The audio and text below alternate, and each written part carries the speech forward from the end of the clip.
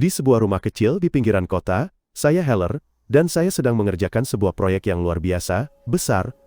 Di depan saya terhampar tumpukan potongan-potongan, saya menelitinya dengan cermat dengan segala ketelitian dan dedikasi. Tiba-tiba, istri saya, Sarah, memecah lamunan saya. Dia menginginkan ciuman perpisahan sebelum berangkat tugas. Sebelum pergi, Sarah bersikeras meminta secangkir kopi yang saya buat sendiri. Sejujurnya, saya tidak ingin istri saya pergi sama sekali. 5 hari, itu adalah waktu terlama kami berpisah sejak menikah. Kami saling mencintai dengan mendalam dan memiliki kehidupan yang luar biasa. Dengan sifat saya yang berhati-hati dan detail, tidak ada tempat yang lebih cocok untuk saya selain Badan Intelijen Pemerintah Amerika Serikat. Di kantor ada Bear, seorang idola sejati, tetapi dia selalu datang kepada saya untuk meminta bantuan. Saya bekerja di unit dekripsi dan analisis. Setiap hari, saya berkomunikasi dengan seseorang yang menyebut dirinya penyewa, yang bertugas memberi saya informasi sensitif. Pagi itu, penyewa mengirimkan saya sebuah dokumen yang sangat mengejutkan dan berpesan agar hanya dibuka di komputer pribadi, sama sekali tidak boleh menggunakan komputer kantor. Meskipun saya mungkin dianggap sebagai analis paling senior di sini, saya tetap memiliki ruang bawah tanah saya sendiri, sebuah tempat yang mampu memecahkan kode dengan sangat baik, namun benar-benar terisolasi dari dunia luar. Setelah selesai mendekripsi berkas tersebut, saya tercengang melihat perintah yang ditandatangani oleh pemerintah, memerintahkan serangan di berbagai lokasi, dan terhadap orang-orang di seluruh dunia, lalu dibuatlah sebagai serangan teroris. Semua dokumen ditandatangani oleh satu orang, bos badan tersebut, Moore. Meskipun begitu, saya berusaha tetap tenang. Untuk saat ini, saya hanya akan mengambil cuti sampai akhir hari dan pulang. Tetapi setelah itu, saya mencoba menelpon istri saya, tetapi dia tidak menjawab, sesuatu yang sangat aneh, karena kami berjanji untuk selalu menjawab telepon satu sama lain. Pagi berikutnya, bos besar Moore sudah menunggu saya di kantor. Ini pertama kalinya beliau turun dari lantai teratas, dan semua orang tahu itu bukan pertanda baik. Moore langsung membawa saya menemui kepala polisi, O'Brien, dan saya mulai merasa cemas. Namun, berita yang saya terima jauh lebih buruk dari itu. Tadi malam, terjadi serangan di hotel tempat istri saya menginap. Sayangnya, dia adalah salah satu korban tewas. Saya bahkan belum sempat mencerna kabar buruk ini.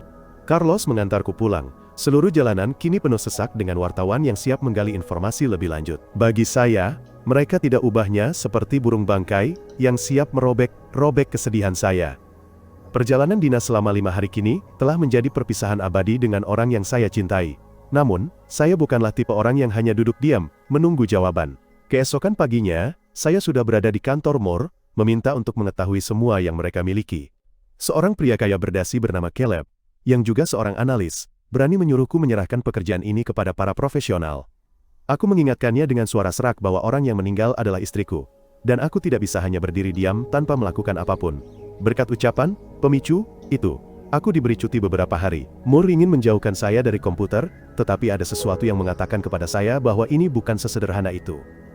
Beberapa hari kemudian, jenazah Sarah dibawa pulang.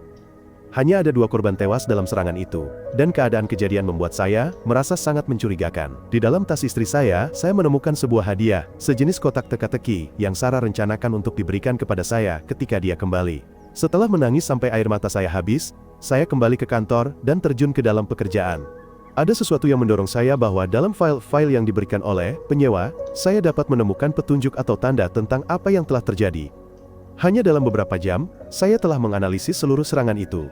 Itu bukan serangan, melainkan perampokan yang gagal, ketika geng-geng itu mulai saling menyerang. Satu-satunya alasan Sarah terlibat adalah karena dia mencoba menyelamatkan orang lain menggunakan pengenalan suara. Saya telah mengidentifikasi pelaku, sebuah unit gabungan Rusia dan Amerika Selatan. Namun, nama terakhir, orang yang mengeksekusi istri saya di tengah jalan, tidak mengungkapkan identitasnya. Meskipun begitu, tidak ada yang bisa mendorong saya lebih dari menemukan orang yang membunuh istri saya.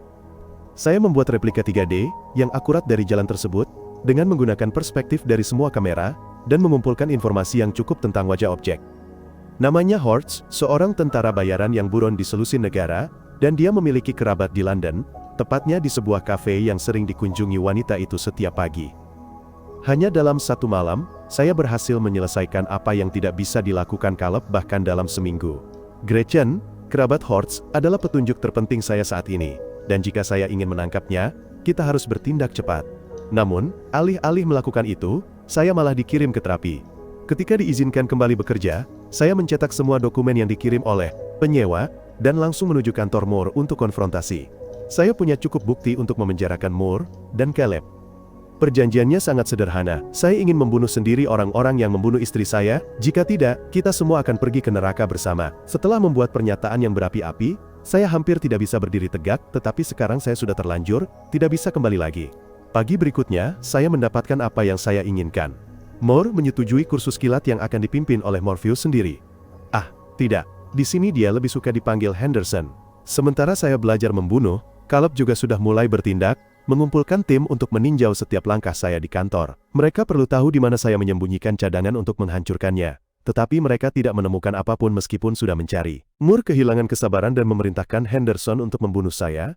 Tetapi ketika dia datang ke kamar saya sudah menghilang. Keesokan paginya, saya sudah berada di London dan mengunjungi tempat di mana istri saya meninggal. Tanpa membuang waktu, saya menyewa sebuah kamar di dekat kafe yang sering dikunjungi Gretchen setiap hari. Saya yakin wanita itu adalah kuncinya untuk mencapai Hortz. Begitu dia meninggalkan apartemen, saya langsung menyelinap ke pintu dan mencari tutorial membobol kunci di YouTube. Setelah masuk ke dalam apartemen, saya mencari petunjuk atau apapun yang dapat membawa saya kepada Hortz. Di dalam laci, saya menemukan pistol. Saya mengambilnya, tetapi menerima sinyal bahwa Gretchen akan kembali dan bersiap untuk menyergapnya. Namun, ketika sampai pada saat menarik pelatuk, saya tidak punya cukup keberanian untuk melakukannya, jadi saya melarikan diri. Dalam foto-foto yang saya ambil di apartemen, saya menemukan nama sebuah klinik, dan ketika saya masuk ke situs webnya, saya melihat salah satu anggota tim Hortz. Hanya dengan satu baris kode sederhana, saya mematikan semua komputer di klinik tersebut. Setelah itu, saya menyamar dan masuk, lalu memancing Gretchen ke depan sebuah kamera. Gretchen, yang alergi terhadap serbuk sari, melihat sejumlah besar serbuk sari masuk melalui ventilasi. Jika dia tidak menjawab pertanyaan itu dengan cepat, dia akan mati dalam beberapa menit. Saat Gretchen mulai tercekik, aku, yang lemah lembut, tidak punya kesempatan untuk melawan dan Gretchen berhasil melarikan diri dari klinik, berlari ke jalan. Aku hanya sempat merebut ponselnya lalu lari, tetapi sekarang, wajahku sudah muncul di ponsel semua orang yang menyaksikan kejadian itu. Setelah mendekripsi semua informasi dari telepon Gretchen, saya tiba di Marseille, tetapi bertemu Henderson, dan dia sama sekali tidak terlihat ramah. Henderson memiliki perintah untuk membunuhku, dan dia berniat melaksanakannya, tetapi aku juga telah belajar beberapa hal, termasuk cara membuat bahan peledak untuk menciptakan kekacauan. Ledakan itu cukup besar, sehingga Henderson kehilangan jejakku, jadi untuk saat ini, aku aman. Dengan bantuan penyewa, saya sampai di Turki. Sesuai rencana, saya akan bertemu dengan seorang kontak di sini, yang akan memberi saya sesuatu yang penting. Akhirnya, aku bertemu dengan penyewa. Ternyata seorang wanita dengan bakat luar biasa dalam mendekripsi file, sama seperti aku. Bersama-sama, kita bisa punya kesempatan untuk mendapatkan keadilan bagi Sarah, tetapi pertama-tama, kita harus berpura-pura menjadi klien, yang ingin menyewa tim Hortz untuk sebuah misi. Kembali ke Amerika Serikat, O'Brien berbicara dengan Moore tentang kasusku. Dia memberitahunya bahwa saya tidak stabil, dan memberhentikan saya tanpa batas waktu. O'Brien mengancam Moore, yang diketahui dia menyukai kesepakatan-kesepakatan gelap, dan dia ingin mengakhirinya. Jika dia tidak mau menempuh jalan yang transparan, dengannya maka nasibnya adalah penjara. Begitu dia keluar dari restoran, asistennya menunjukkan foto-foto Henderson, yang mengejar saya dan mengatakan bahwa dia mendapat perintah dari Moore, jadi dia memutuskan untuk bertindak dan mengirim seseorang yang dia percayai. Saya kembali ke Spanyol, siap untuk berpura-pura menjadi klien yang mencari tim terbaik. Di sana, saya mengidentifikasi posisi Mishka, yang tampaknya merupakan mata rantai terlemah dan mungkin akan mengungkapkan sesuatu. Bahkan, ketika rekan satu tim saya memperingatkan bahwa Henderson telah tiba di hotel, saya tetap memutuskan untuk mengikuti rencana dan mendekati Mishka saat ia sedang berenang di kolam renang. Tidak banyak waktu, aku hanya mengajukan satu pertanyaan padanya. Di mana Hortz, atau kau mati? Sesuai dugaan, Mishka menyuruhku pergi, sebuah kesalahan serius, yang akan segera ia sesali. Kat, nama asli, penyewa, mengakses kamera area servis, dan mengarahkan saya ke ruang bawah tanah, tetapi ada beberapa orang mengikuti saya, termasuk Henderson. Ketika Henderson menangkap saya, orang lain muncul untuk melindungi saya. Dia adalah orang yang dikirim O'Brien, dan sekarang mereka berada di tengah pertempuran hidup dan mati. Saya menyaksikan Henderson membunuh orang ini, tetapi dia juga terluka.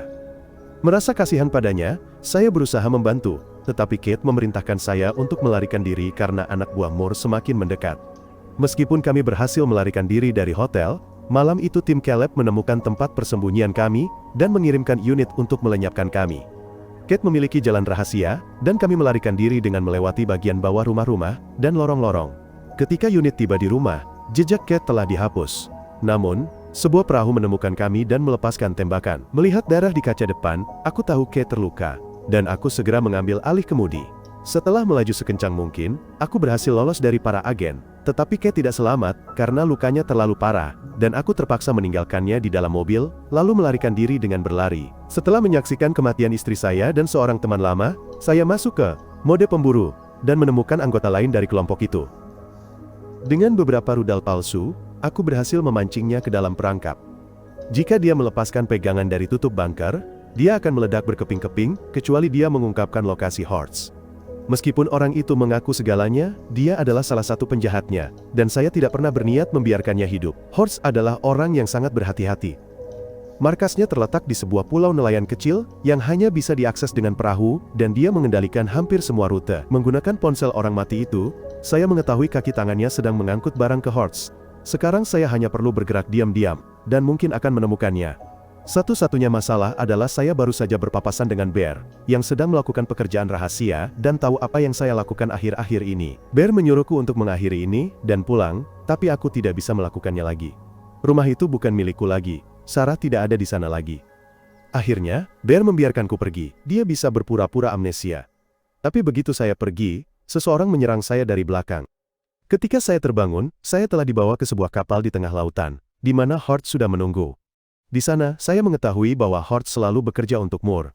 Mereka telah menjadi mitra selama bertahun-tahun, dan dia ahli dalam melakukan pekerjaan kotor untuk organisasi itu. Hortz menceritakan semua ini kepada saya, karena dia sangat yakin bahwa saya tidak akan bisa meninggalkan kapal ini hidup-hidup, dan dia yakin akan kemenangannya. Melihatku, Hortz tahu aku bukan pembunuh. Ia bahkan memberiku pistol terisi untuk membunuhnya, namun aku seolah membeku di hadapan kesempatan itu. Akhirnya, aku hanya butuh sedetik melihat ketakutan di mata Hortz, lalu menurunkan senjataku. Namun saat itu juga, kapal mulai mengalami masalah dan mereka kehilangan kendali. Ketika Hortz meminta penjelasan, saya hanya mengatakan kepadanya bahwa kami telah meretas kapal tersebut, dan mereka tidak lagi berada di perairan internasional, tetapi berada dalam penyergapan yang saya rencanakan sendiri. Interpol naik kapal, menangkap Hortz, dan semua anteknya. Kembali ke Amerika Serikat, O'Brien menerima berkas-berkas yang membuktikan korupsi Moore, dan semua kaki tangannya, termasuk Caleb, yang sangat percaya diri sampai penjara menjadi kenyataan barunya. Adapun saya, Henderson datang berterima kasih, karena saya telah mengirim orang ke laundry. Saya telah menyelamatkan hidupnya, dan sekarang dia bisa mengajari saya beberapa trik baru jika saya mau. Film berakhir dengan saya menyelesaikan proyek yang saya mulai di awal cerita. Itu adalah sebuah pesawat kecil yang saya rakit sendiri dari awal, sebuah hadiah dari istri saya, yang selalu percaya pada potensi saya. Cerita saya sampai di sini, pastikan Anda telah menekan tombol berlangganan dan mengaktifkan notifikasi. Terima kasih telah menonton sampai akhir video, dan sampai jumpa lagi.